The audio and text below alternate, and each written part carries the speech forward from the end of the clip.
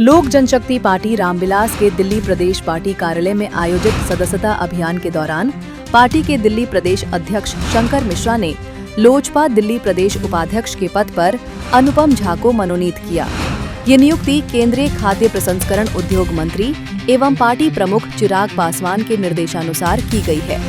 अनुपम झा मूल रूप से बिहार के मधुबनी जिले के मधेपुर प्रखंड स्थित महिसाम गांव के निवासी हैं।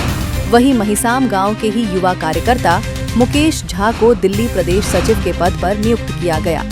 दोनों नियुक्तियां पार्टी के सदस्यता अभियान को गति देने और दिल्ली में संगठन को मजबूत करने की दिशा में महत्वपूर्ण कदम है। ये मनोनयन दिल्ली प्रदेश कार्यालय में आयोजित एक उत्साहपूर्ण सदस्यता अभियान कार्यक्रम के दौरान हुआ, जिसमें सैकड़ों कार्यकर्ताओं ने भाग लिया। शंकर मिश्रा ने नियुक्ति पत्र सौंपते हुए कहा, चिराग पासवान जी के मार्गदर्शन में हम दिल्ली में पार्टी को नई ऊंचाइयों पर ले जा रहे हैं। अनुपम झा और मुकेश झा जैसे समर्पित कार्यकर्ता संगठन की ताकत बढ़ाएंगे। अनुपम झा ने नियुक्ति स्वीकार करते हुए कहा कि वे चिराग पासवान के विजन को दिल्ली की धरातल पर उतारने के लिए कटिबद्ध रहेंगे।